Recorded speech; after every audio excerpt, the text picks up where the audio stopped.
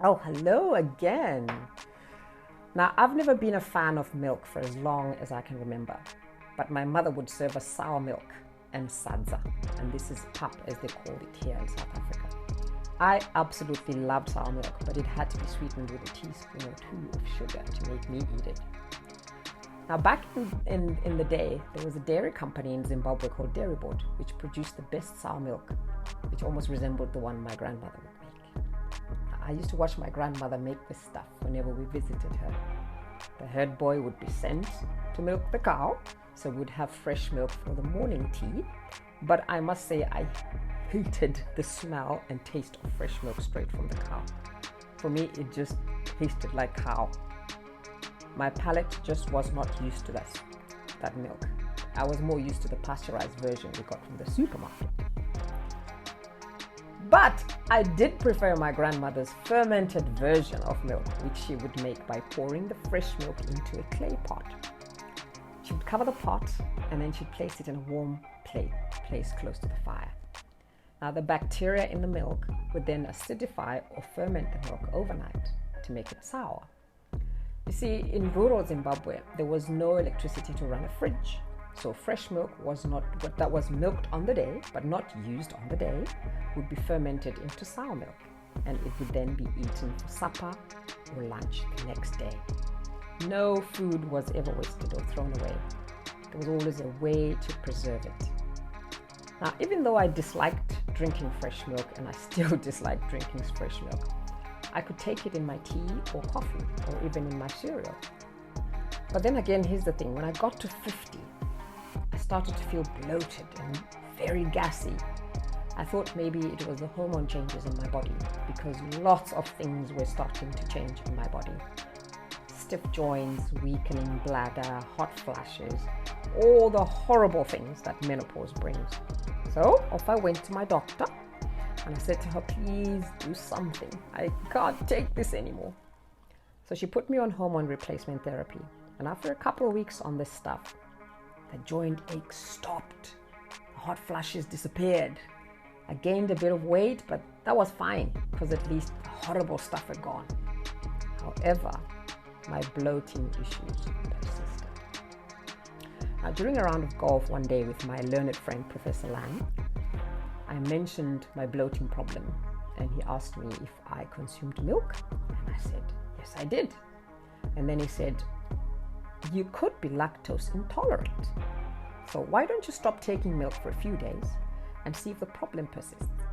So I stopped taking milk, and I immediately started feeling less bloated. You see, the lactase enzyme is naturally released from your intestine as one of your digestive enzymes. Lactase breaks down the lactose in the gut. Now, lactose is a type of sugar that's found in fresh milk. And when somebody doesn't have enough lactase, the lactose doesn't get broken down the way it should. And undigested lactose ends up being food for gut microbes or gut bacteria. And this bacteria will ferment the lactose. They create gases that cause bloating, flatulence, pain, and sometimes diarrhea. Anyway, I reported back to the professor, and he told me an interesting scientific fact that most Black Africans are lactose intolerant. Figure that. We somehow become lactase deficient. He said we can, however, consume fermented milk products and not have gut problems because during the fermentation process, the bacteria slowly eats the lactose away. Now, this explains why most of us Black Africans have no gastric reaction when we consume sour milk or yogurt or cheese because they are fermented. Now, the professor then sent me a published research paper that explains it all. Now, the research findings cited in this paper were that about 60% or more of primary lactase deficiencies are found in the majority of the world's population. And the deficiency is generally high in Black populations in Africa. The research findings are based on a study done on Black people in Southern Africa who are historically Nguni hunter-gatherers and cattle farmers or herders of dairy cattle, and milking was part of daily chores and their habits. So it's a bit paradoxical that the study showed that most of these black people who participated in the study were found to be lactose deficient.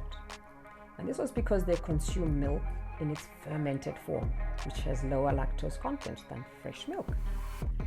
Now, an analysis of traditional fermented milk showed a low lactose level of about 2.6%.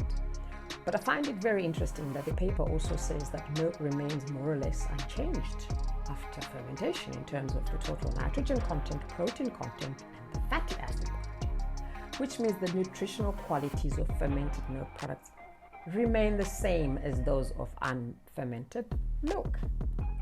But even more interesting is that commercially prepared fermented dairy products like yogurt often have percentages of lactose only slightly lower than those of fresh milk and may cause problems like diarrhea in lactose deficient people. There's one more interesting fact I found in this research paper, and that is that the most important reason for lactase deficiency in Southern African black people is that they originated from West and Central African zone of non-milking. They emigrated into Southern Africa in the recent historical times, possibly from the middle to the end of the first millennium, AD, thereabouts. So they took up dairying and milk consumption fairly recently and have not had enough time for genetic selection for lactase through life, which is why they are lactase deficient. So there you have it. You too may have lactase deficiency if you have gastric problems after consuming fresh milk. But you must also take note that this is not only lactose that may cause diarrhea and bloating. There are other causes for this, but that's a discussion for another episode. I was still puzzled though that my bloating and gassy issues started in my 50s. I still didn't have an answer for that. And I don't recall having these issues when I was younger, probably because I consumed very little milk. Well, upon further investigation and sifting through research papers as I usually do, I discovered that we can develop lactose intolerance during menopause, ladies. Well, I love my milk in my tea and coffee, and thankfully I found some lactose-free milk. And I recently started taking oat milk as well. Some people prefer almond milk, but I don't have a palate for that. I think it just tastes watery. But that's just my opinion. I'm going to show you the milk products that I have discovered. I have no intentions of promoting any brand, okay? But these are the milk substitutes I have. This is milk, but it's lactose-free that I'm using. And I no longer feel as bloated and as gassy before. I still do a bit of bloating and gassiness, but not as much as before. And I found this beautiful oat milk, which is nice and creamy because I can froth it.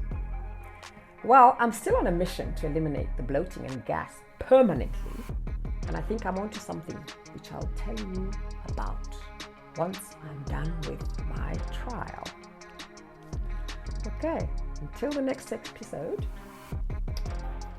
cheers with my tea with oat milk. Absolutely yummy. Bye-bye. Bye.